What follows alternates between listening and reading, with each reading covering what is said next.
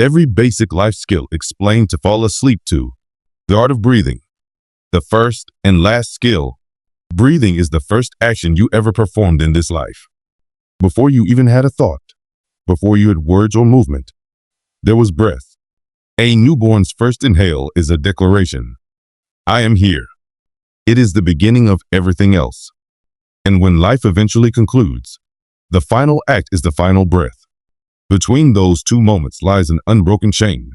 Millions upon millions of inhales and exhales, most of them unnoticed.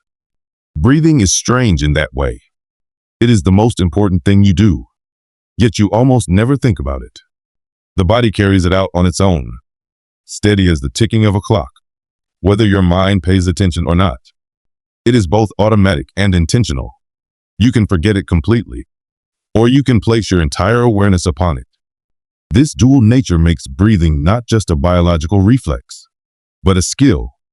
The first skill you learned, and the one you never stop practicing, however unconsciously. On the surface, breathing is mechanical. Inhale, exhale, repeat. Oxygen enters. Carbon dioxide leaves. Yet beneath that simplicity lies something deeper. Breathing is rhythm, pulse, cycle. It is the body's metronome, setting the pace for everything else. Heartbeats, movements, thoughts. When you inhale, oxygen floods the lungs, diffuses into the blood, fuels your cells. This invisible gas powers every action, from the firing of neurons in your brain to the flex of muscles in your fingers. Without it, nothing functions. When you exhale, carbon dioxide drifts out, a byproduct of energy, a quiet waste. It carries with it the spent material of each moment. Every breath is both a taking in and a letting go, both nourishment and release. Across the world, entire traditions have arisen around breathing. In yoga, breath, prima, is treated as life force itself, something that can be stretched, slowed, directed. In Zen practice, breath is the anchor of meditation, a return point when the mind drifts. Even in ordinary life, when anxiety swells, people instinctively say, take a deep breath. It is both physiology and psychology, body and mind, science and spirit. Think of waves on a shore. Each wave is unique, each crash and retreat slightly different. And yet, taken together, they form a steady rhythm that calms and persists. Breathing is that rhythm inside you, endlessly repeating, endlessly sustaining. What does it mean that something so vital happens almost entirely outside your awareness? It suggests that much of life itself might also pass unseen. Just as your lungs expand and contract without notice, how many other essential parts of your existence happen quietly, without recognition? Breathing teaches two lessons at once. First, that life is supported by simple, repeating acts that seem small, but are everything. And second, that attention can transform the ordinary into the extraordinary. If focusing on a single breath can calm your mind, slow your heartbeat, even change your perception of time, then what else might sharpen if you noticed it more fully? This first skill reminds us that survival is not always loud or dramatic. Often, it is quiet. Often, it is just breath continuing, again and again. If breathing is the foundation, then movement is the expression built upon it. With air in the lungs and energy in the muscles, the body longs to shift, to travel, to move through space. From stillness comes motion. From breath comes step. Let us move, now, to walking, the art of going forward. Walking, the skill of going somewhere, anywhere. The story of walking is the story of freedom. Every child struggles, stumbles, pulls themselves up, and one day takes that first wobbly step. Parents cheer, cameras flash, because this single act changes everything. Walking means no longer being confined to one spot. It means reaching what you want. It means exploration, choice, independence. From that moment forward, walking becomes background, like breathing. You do it without thinking. You cross rooms, streets, fields. You walk to school, to work, to meet a friend. But beneath that ordinariness, walking is astonishing. You are a creature who learned to balance upright on two limbs, defying gravity with every step. Walking is physics disguised as grace. To move forward, you actually fall. Just a little, tilting your weight forward. And then you catch yourself with a foot. Then another. You fall, catch, fall, catch, repeating in a rhythm so fluid it feels natural. What looks like simple progress is actually an endless sequence of recoveries. Each step requires coordination, muscles firing, joints adjusting, nerves signaling balance. The brain integrates vision, equilibrium from the inner ear, feedback from the feet. All of it happens in fractions of a second. And yet, for all its complexity, walking is also a kind of meditation. Philosophers have long praised it. Jean-Jacques Rousseau confessed he could only think while walking. Nietzsche declared that all truly great thoughts are conceived while walking. Poets wandered fields and forests, finding inspiration in the rhythm of their own footsteps. Walking is not just locomotion. It is an ordering of the mind. Each step is a punctuation mark. Each path walked a sentence written briefly on the earth's surface. Walking carries a quiet paradox. You are always off balance, always falling forward, yet somehow you never collapse. Life itself often feels like this, a constant series of near falls, each one caught just in time, each recovery becoming progress. It also raises a deeper question. Is walking valuable because of where it takes you, or because of the act itself? You may walk to reach a destination, but you may also walk without aim, simply to move, to feel the world pass underfoot, to think in rhythm with your body. Sometimes the walk is not the means, but the end. From walking with the body, we move to walking with the mind. Each journey outward invites a journey inward. And when the inner world grows full, it longs to cross into another person's world. That crossing happens through speech, the skill of shaping air into meaning. Speaking, the bridge between minds. Speaking is one of the strangest things humans do, though it feels ordinary. You have a thought, a silent, invisible pattern in the brain, and you push air from your lungs, vibrate vocal cords, shape the sound with tongue and lips. That vibration travels through the air, reaches another person's ear, stirs their brain, and suddenly, your thought exists inside them. It is everyday magic. Speaking is how we bridge the private world of the mind and share it with others. Without it, your thoughts would stay locked within you. With it, you can persuade, explain, joke, comfort, sing, or simply say, I am here with you.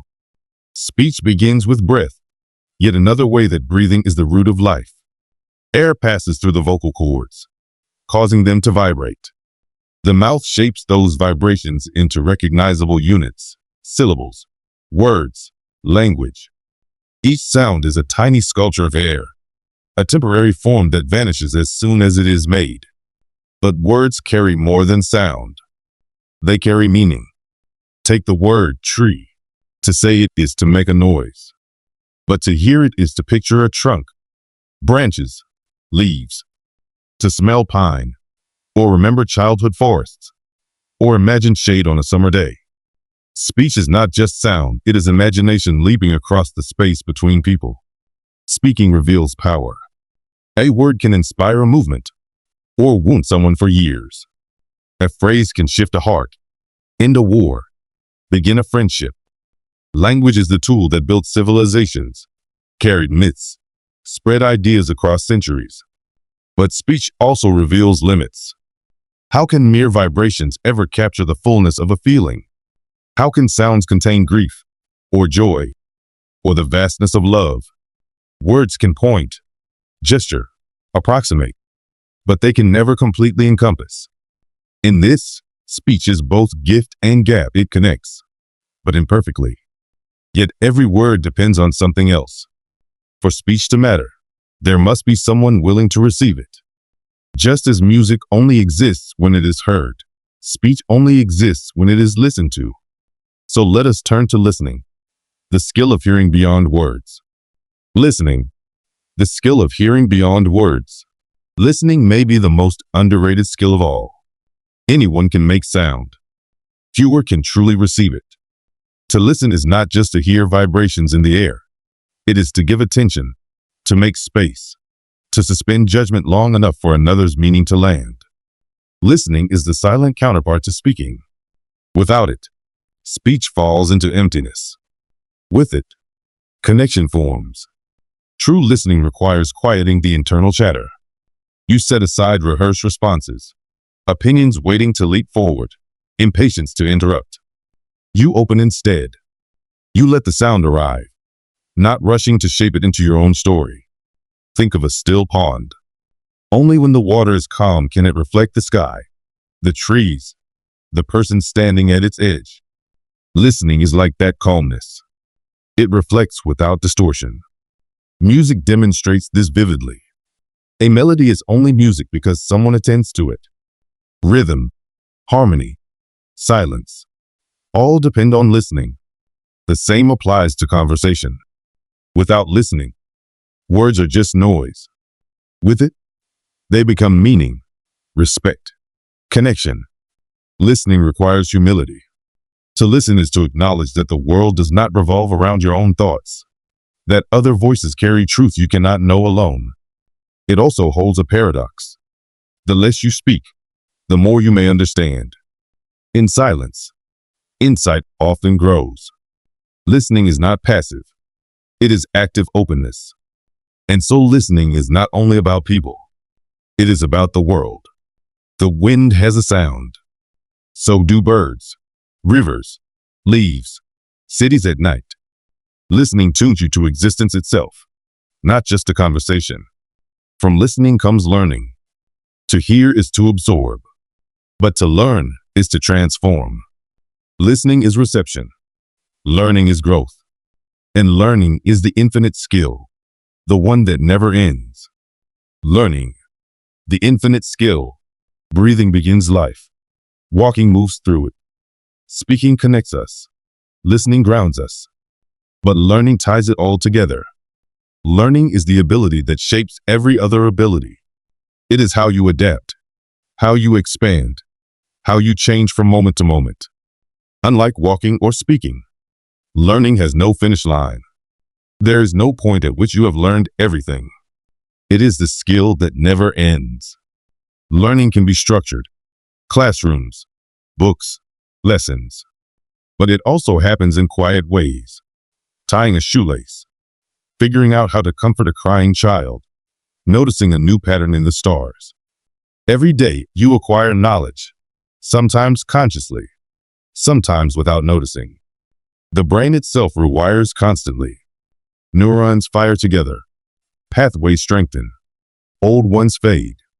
Experience reshapes you, literally altering the structure of your mind. To learn is not simply to store facts. It is to become different. You are not the same person today as you were yesterday, because today you know something yesterday's self did not. Learning raises profound questions about identity. If you are always changing, always absorbing, are you ever truly the same person? Perhaps the self is less a fixed entity and more a flowing stream, always moving, always reshaped by what it passes through. This suggests that life itself is not a state but a process. To be alive is to be unfinished. To be human is to be in motion, not just in body, but in mind. And so we return to where we began. Breathing, walking, speaking, listening, learning. 5 basic skills, each one deeper than it appears. Each one ordinary, each one infinite.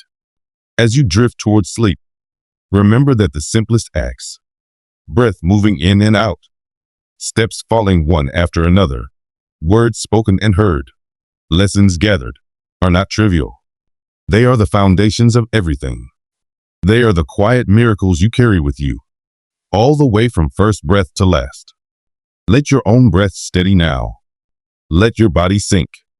Let your mind rest. knowing that even in sleep, these skills continue. You breathe. You listen to the hush of the night. You learn without effort.